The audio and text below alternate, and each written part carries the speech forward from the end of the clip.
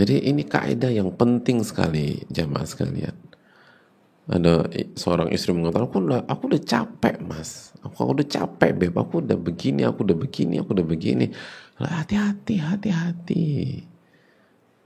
Kalau memang amalan itu diridhoi oleh Allah, amalan itu diterima oleh Allah, tidak akan membuat kita berkeluh kesah, tidak akan membuat kita terpuruk, tidak membuat kita letih, tidak akan membuat kita down. Dan bisa jadi itu karena amalan kita nggak diterima, karena kita ingin dapat feedback dari suami, kita ingin mendapatkan respon dari suami, kita ingin mendapatkan perhatian dari suami, kita ingin mendapatkan reward dari suami. Maka ketika kita nggak mendapatkan itu dari makhluk atau dari suami, akhirnya kita meledak deh.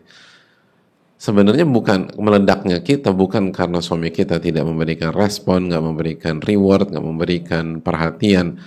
Walaupun itu salah ya, itu salah. Kita nggak membenarkan suami seperti itu.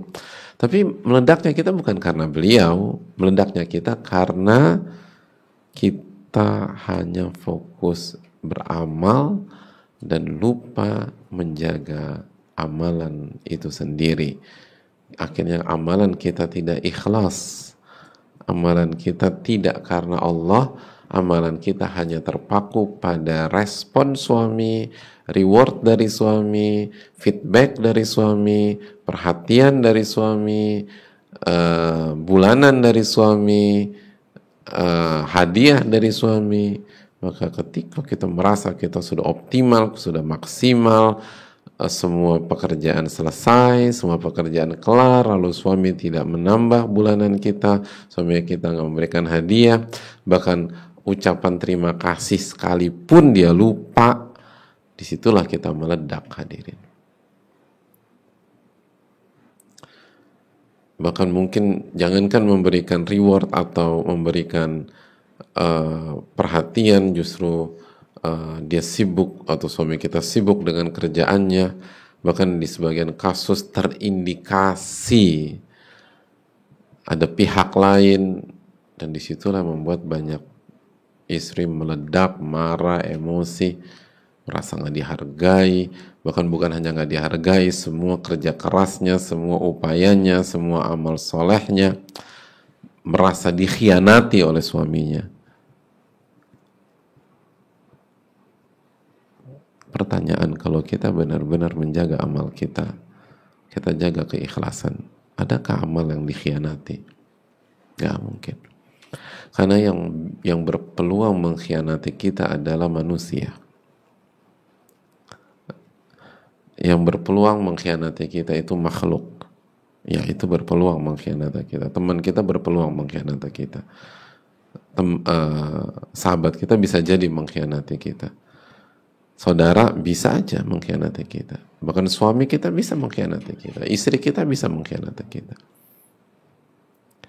Tapi Allah, hadirin, Allah mengkhianati kita. Mungkinkah itu? Enggak mungkin. Mustahil. Inni haramtu dzulma ala nafsi. Kita sudah bahas haditsnya dalam kajian Riyadhus Shalihin. Allah berfirman, inni haramtu dzulma ala nafsi. Aku telah haramkan kezaliman pada diriku. Nggak mungkin aku berbuat zalim. Dan salah satu bentuk kezaliman adalah pengkhianatan. Allah berfirman dalam surat Ali Imran ayat 182, wa anna allaha laysa bidzallamin lil abid. Wa anna allaha laysa bidzallamin lil abid. Sesungguhnya Allah tidak mungkin menzolimi, mengkhianati, menganiaya hamba-hambanya. Nggak mungkin. Justru lihat awalnya, dzalika bima qaddamat aydikum. Yang demikian itu disebabkan perbuatan kalian sendiri. Wa anna allaha laysa bidzallamin lil abid. Sesungguhnya Allah tidak pernah menzalimi hamba-hambanya. Maka ibu-ibu sekalian, para akhwat, para saudari-saudari kita, kalau kita benar-benar menjaga amalan kita dari hal-hal yang bisa merusak bisa menghancurkan, bisa mencederai, dan diantaranya adalah ketidakikhlasan. Kalau kita bisa jaga, maka kita nggak mungkin terpukul, kita nggak mungkin terpuruk, walaupun orang-orang di dekat kita tidak mengapresiasi kita, walaupun suami kita nggak mengapresiasi kita, bahkan dia mengkhianati kita.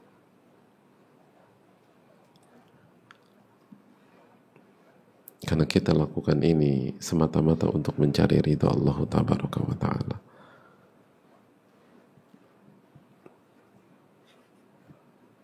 Ustaz, berat sekali. Ya memang berat. Dan yang berbicara belum tentu lebih baik daripada yang mendengarkan, tapi ini amanat ilmiah harus disampaikan. Ini amanat ilmiah yang harus disampaikan. Makanya Ali bin Abi Thalib radhiyallahu ta'ala anhu, nama besar, sosok yang begitu kita sayangi, kita cintai, sepupu Rasulullah SAW. Ali bin Abi Thalib pernah mengatakan apa? Catat baik-baik, kata beliau, al-amalu salih, amal saleh itu alladzi la turidu an yahmadaka alaihi ahadun illallah. Al-amalu salih, amal saleh itu adalah amalan yang engkau tidak ingin ada satupun yang memujinya kecuali Allah. La turidu an yahmadaka alaihi ahadun illallah. Engkau tidak, saat engkau mengamalkan amalan tersebut, saat engkau mengerjakan ibadah itu, engkau tidak ingin dipuji oleh siapapun kecuali Allah. Engkau tidak ingin ada yang memujimu kecuali Allah. Bukan hanya tidak mengharap, tapi tidak mau, la turid, nggak mau. Kata Ali bin Abi Thalib. Jadi orang yang ikhlas itu, kata beliau orang itu berharap semoga nggak ada yang muji saya kecuali Allah Subhanahu wa Ta'ala. Dia nggak mau ada yang memuji dia kecuali Allah Tabaraka wa Ta'ala. Dan kalau orang bisa berada di level seperti itu, di titik seperti itu, hidupnya tenang, hadirin sekalian. Gak akan dia gampang terpuruk, gak akan gampang terpukul, gak akan gampang hancur, gak akan gampang jatuh, enggak.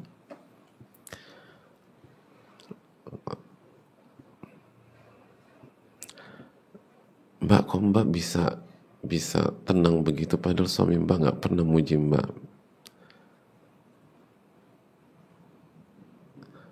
Memang bagi sang istri, dia melakukan sesuatu karena keikhlasan kepada Allah dan sayangnya kepada suami, tapi dia nggak berharap dipuji sama suaminya. Dia hanya berpikir apa yang bisa saya lakukan, bukan apa yang saya bisa dapatkan.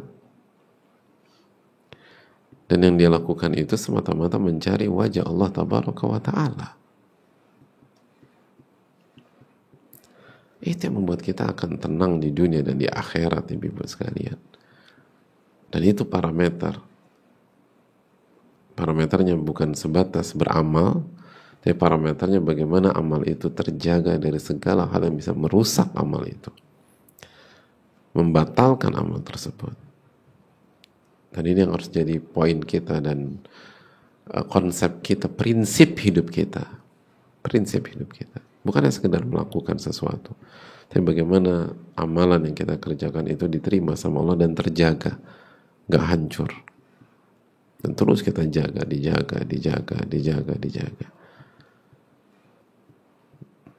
Wallahu ta'ala alam bisawab.